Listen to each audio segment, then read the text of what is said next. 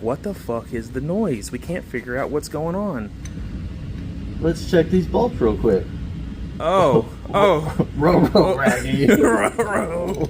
Oh. That's not good, Raggy.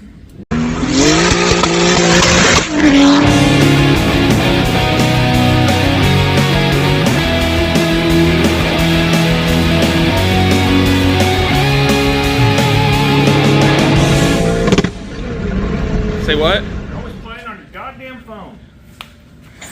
Sound like a mad dad. So we're changing some things. As you can see, the bearing is out, at least on this side, and that's a hydro mount. But if we go to this side, oh, what you got there, buddy? Some shit I welded together for Oh, fun. some shit I went and did. So, but this is a homemade bearing. Whoa, no, we rented that from O'Reilly's. What? No, we didn't. Sure. We just made this. No, we did. We don't make tools. We're not poor. I don't know. That weld don't look like some poor Chinese kid weld. But yeah, had to have a bearing maker, or bearing press tool. Sorry, not bearing maker. We don't make bearings. And did this side. Ooh, oh boy, it works so good. Hope it's in there all the way. We're about to find So out. this is the wrong way to use these pliers, but they're the ones I have. So now they're the right way to use them. Wow, it's in there. Look at that. It worked. So why do we have all this apart, you may ask? Well, we're about to go on an event that's going to break all our shit. Yeah, it's going to break all our shit. So we've got to put some stuff in the back of the car. Yeah. And I'll go over all that here after a while. That's a cold bearing. Yeah. So we froze the bearing just to shrink it a little bit. Justin's fingering the nut in on the bearing installer. Try not to finger too many nuts in my life. But yeah. Sometimes it's necessary. Got to. So that part of the tool is just the old bearing. That's the old bearing welded to a 1/2-inch plate piece. It's plate a third, thing. probably a 3/4, 3/8, 3/8, plate. something like that. Yeah. Welded to that, I loosely cut some stuff out. and then just turn it on. Man, look at that! Look at how easy this is. Oh my god! This guy, so smart.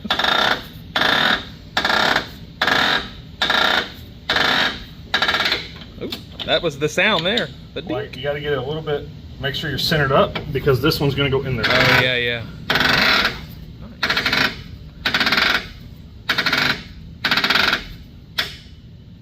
That was like way easier than the ATI dampener on the JZ. Well, I used the same concept. Yeah, yeah. And put some lube. anti-seize on it. That's good.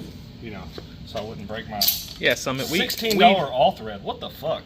Yeah, we definitely used anti-seize Summit.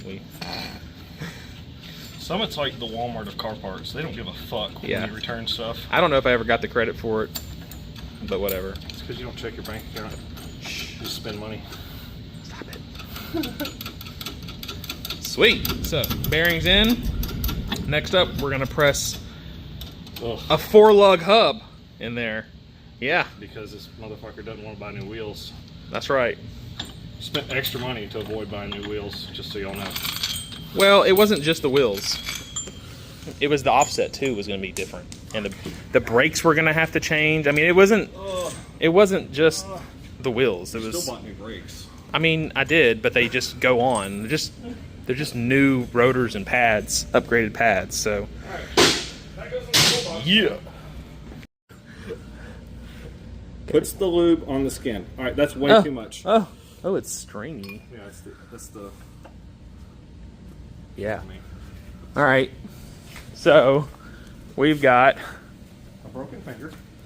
bearing number 2 in this side because I'm an idiot. No, it's probably me. I'll take the blame. I don't mind taking the blame, to be honest with you. Okay, whatever. I don't care. So we're pressing in. This is a billet 4-lug flange. It's a hub. It's basically an M5, E34 M5 hub pressing into a large bearing E30 large bearing. And it's been...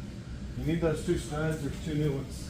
It has been machined for us to retain 4-lug.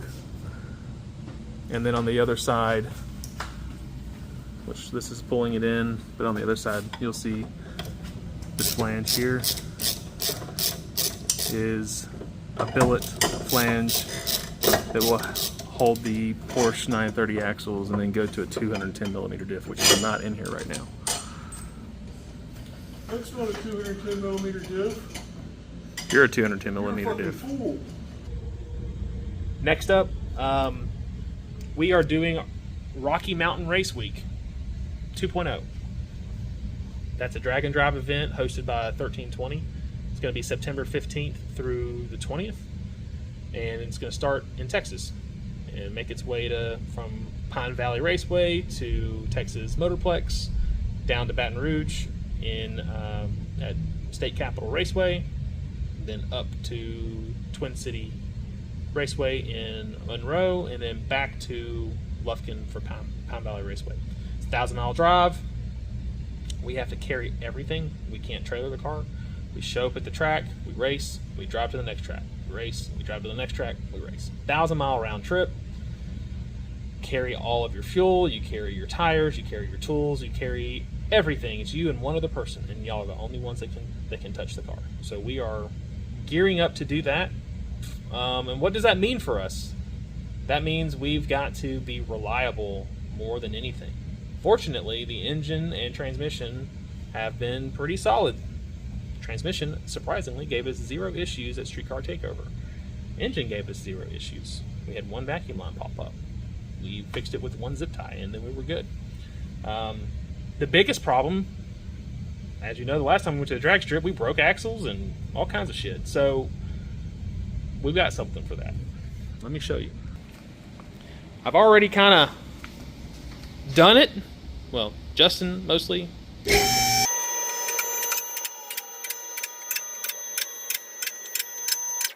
Okay, so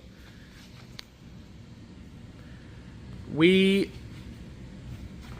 break axles and we are worried about the diff. So we've got a solution. First off, we'll start with we'll go from the outside in. All right, so the factory E30 axle setup is you have a hub.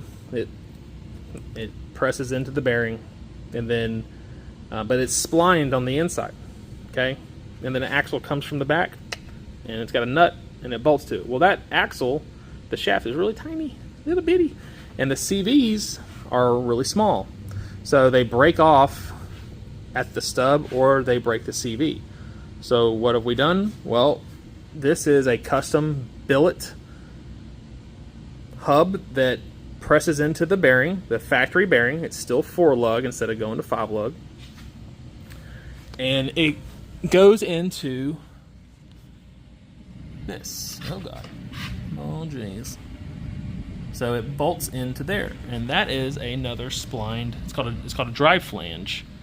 Now E34s have this set up, E34 M5s, and you see it takes the big Porsche 930 CVs. So press this custom billet piece in, bolt it to this custom billet drive flange. 930 axle is going to go here, and then it's going to go to a 210mm diff. So our buddy Curtis has our diff right now. We got it all cleaned and ready to go, and he is installing the LSD and ring set for us, doing the bearings, putting it together, and then we'll bolt it in. It actually, believe it or not, bolts to the factory holes with a little bit of persuasion, and it'll bolt to the drive shaft. We've got different output flanges to accept the CV axles for the Porsche axles. And then an E46 cover goes here, and we've got a custom mounting system up here that our buddy Virgil sent us. So we're gonna have a 210 millimeter diff, Porsche 930 axles, 373 gears, LSD, and then we've got the drive flanges. The cool thing is that all of it just bolts right back up, like no problem. So it all works. I test fitted the brakes. We're gonna put new rotors and pads in, but it all works. There is a little piece that we're gonna put right here that extends the shock out, because the shock is actually gonna interfere. So it's gonna extend the shock out just a little bit, and we're gonna weld it to it. We had to cut a support brace out. No big deal. So yeah, we're gonna have a pretty much bulletproof rear end setup that's gonna take whatever the hell we decide to throw at it. So that's coming up soon. I'll show y'all one other thing. So Rocky Mountain Raceweek, you typically trailer something, but what we're gonna do is, we don't have enough time to trailer. We were gonna build a trailer hitch and a parachute mount go off the hitch at the same time, and then 4x8 trailer it. But then I gotta like register the trailer. I gotta build that stuff. I've got to wire. So we were like, you know what? We don't have time. We gotta do this. We got some interior stuff we gotta do. We gotta fix the glove box because it won't open. We got other stuff in the engine bay we gotta fix. That's gotta wait. So we went to Amazon and got ourselves a rain gutter attachment roof rack. It is giant, and then like a 64-inch long roof rack. So we're gonna throw the slicks or the radials up there. I'm gonna drive on my other wheels. We're gonna throw those up there and the skinnies up there, and then our cooler and our pop-up canopy, and then throw everything else in the trunk and everything else in the back, and pray that this thing will make it. Pretty exciting stuff. So Rocky Mountain Raceweek coming up in a few weeks. By the time this video airs, who knows, we might already be out there. But we're gonna try to film as much as we can. Other than that, next up is the diff and the axles. We're gonna put those together next week, hopefully, and then shoot, once that's done, we can go test out this basket and make sure it's not gonna fly off. And yeah, stay tuned, there will be more later. I wonder what the purists think about this. Oh, it's a one-owner car. We're gonna cut out all the stuff in the body. Oh, gonna cut the diff mount out for the big diff. We got a big diff. Extra large lights. Kind of hard to see, but Move your toe. Move your toe. I did not show. Move your I'm toe. moving my toe. Moving my toe. Toe's right there. Big. Your Oh, toes die. ooh, big diff. Big diff going in. We got to lower the car a little bit, but had to put a fill hole in the E46 cover. What is all that, Justin? A river of weld. A lot of buggers. Some Delrin bushings. I had to notch the holes just a little bit, but I'm gonna test fit it. Ugh. What are we doing? We have literally days before Rocky Mountain Race Week, and we are just casually swapping in a 210 millimeter diff from an E34 M5. Boy, what a project this has been. Good thing is, it's one side's pretty much done. I got to get the brakes back on, put the wheels on, and then I just got to do the other side. I got to pack some grease and a CV axle that I built. It's basically just a Porsche 930 CV axle with just Porsche 930 CVs and then custom shafts. The big Porsche axles. I mean, this thing's beefy compared to, now this is an E34 axle down here. Oops. So E34 axle, medium case axle, E34 large case axle. Just wash my hands. I don't really want to get this all dirty. Hang on. So as you can see, obviously these are a little shorter, but the thickness of the shaft is way bigger. But that's not the biggest deal. It's really just the CVs. The CVs are huge on the E34 M5, the large case. This is an E34 medium. So anyways, about to put grease in that and stick it on this side. But it's in on this side, so we've got Porsche 930 CVs, custom axle shaft. I've got to tighten it all down up here, and then of course we just talked about the flanges and whatnot. And then our buddy Virgil, who we helped tune an M20 a while back, he sent us his E46 diff cover mount for a 210mm swap. Had to cut some stuff out, but it went in there pretty easily, not too bad. And then the E46 cover doesn't come with a fill hole, so we had to weld a fill hole. And then it doesn't have a speed sensor, but we're going to cut out right here and then put a speed sensor in there, the rings in there. Our buddy Curtis rebuilt the diff for us, and we are going to find out hopefully today if it needs any adjustments. It had a couple of noises whenever we were spinning it, so we're really hoping that it's just going to kind of break itself in. I'm not that lucky, so more than likely we are going to run this. If it makes noise, we're going to pull it out and he's going to get us fixed up. But here in just a bit, I'm about to throw the rest of the brakes on and the rest of the axles on, hook the drive shaft up, and then I'm going to run it on the lift and see what it sounds like. Had to come outside because I heard something slow pulling up. Yeah, definitely slow as fuck. Oh, brother, that's not a good sign. Brother. So we had a noise in the diff, and we were like, what the fuck is the noise? We can't figure out what's going on. Let's check these bolts real quick. Oh. Raggy.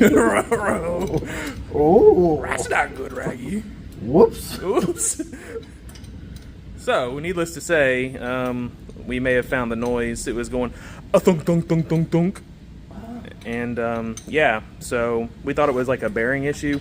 Apparently my dumbass listened to Justin when he said, hey, before you take this diff to Curtis, you should probably tighten down the ring gear bolts, or tell Curtis to tighten down the ring gear bolts. And I don't remember hearing that. Part of me was like, surely they tighten those. I don't need to check them. Yeah, we didn't. I didn't.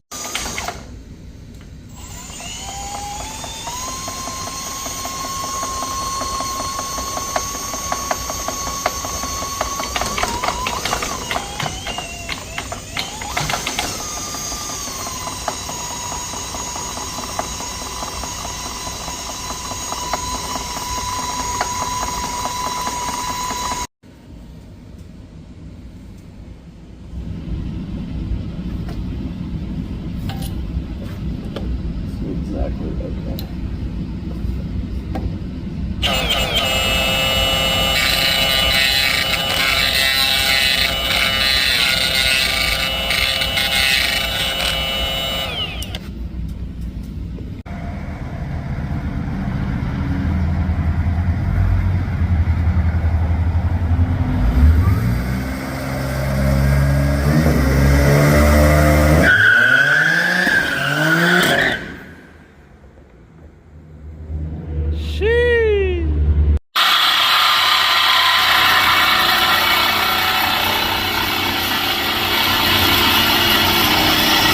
Look at the concentration. Look at that concentration. Accuracy. Boy, that's the sharpest blade ever. You may be thinking to yourself, what are we cutting?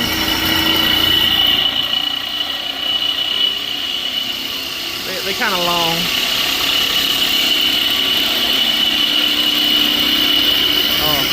Almost there. Just don't touch my car. Don't hit my car.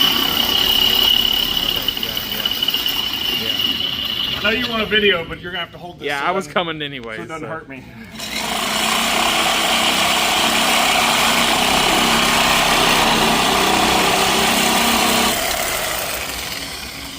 Fucking surgical.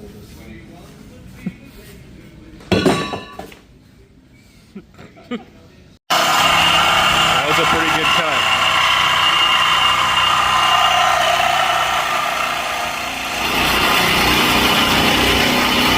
That's my strength is just intense. Whew, man, that was a lot of work. So we finished the rear end setup. And sorry, I've got my fast ass jet ski in here. We finished the rear end setup, and let me get a flashlight. It's all done. So this is a 210 millimeter diff out of an E34. We had to use a spacer up here because we have subframe spacers. It had to use it up there, but didn't have to use it up there for some reason. I don't know, whatever, it works. This is a Porsche 930 CV axle. This is custom axle shafts for the right length so that it can go to a billet drive flange that bolts to a billet hub on the other side. E46 diff cover. We had to weld in a fill hole. Did not have a chance to put the speed sensor in. We will do that next time. It is bolted up. A custom little cross member. We were able to keep the sway bar, actually, surprisingly. We did have to extend the shocks over a little bit so that it didn't hit the axle. Otherwise, it would have just smashed into the axle. It clears just barely. The greatest thing about this is we kept 4-lug. So we are still 4-lug with all the strength of a 210 millimeter diff swap and the big axle swap. So we are pretty much finished getting ready for Rocky Mountain Raceweek. We've got our toolbox. We got a new toolbox to take with us. It's a little rigid that's got a bunch of stuff in it. We're gonna have a little bag that's got a bunch of extra little things. Carry all our oil, water, all that stuff. Cool thing is we got this roof rack on here, which I'm way down here. It's kind of hard to show you, but we got this roof rack on it. It's just an Amazon roof rack. And the cool thing is, we'll show you more pictures later, but it fits our drag radials and it fits our skinnies. No problem with the canopy, with the chairs, and with 2 fuel jugs. Like, all of it fits up there perfect. We've got another little tiny toolbox in the trunk. We're gonna put that toolbox in the trunk. We're gonna put our ice chest in the back. We're gonna put our luggage in the back, and we're pretty much ready to go. So, anyways, the car's mostly ready. We are going to try to get it in the trailer and load it up next weekend. Well, I say next weekend. The race is on the 15th through the 20th. So it starts out at Pine Valley Raceway in Lufkin, Texas, and then goes all around the south. On the 14th, we're gonna get this loaded up in the trailer and ready to go. And then when we come back, we're gonna work on our front suspension. We're gonna try to get as much travel as we can out of it, because right now it's got none since it's on drift car suspension. So anyways, yeah, so if you've been curious about this thing, it's pretty sweet. So my dream ski, I've been riding jet skis since I was a kid, and I've always wanted a GP 1300R. Well, the 1300R was a 2-stroke, 170 horsepower, 3-cylinder, 1300cc with fuel injection. It's fuel injected 2-stroke. Pretty wild. They were really fast back in the day. They did like 65 plus. Well, this one, as you can see, says GP 1800R on it. Well, that's because it has a GP 1800R motor, and it's got a tune on it and other things. Upgraded prop. It's got full exhaust, upgraded supercharger, upgraded injectors. I mean, this thing is absolutely terrifying. It does 90 plus miles an hour GPS verified on the water. So if you guys like jet skis, kind of getting close to the end of the season,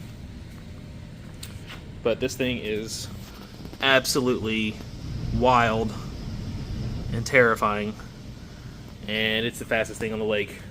You got something faster, come get gapped. This thing will fuck you up.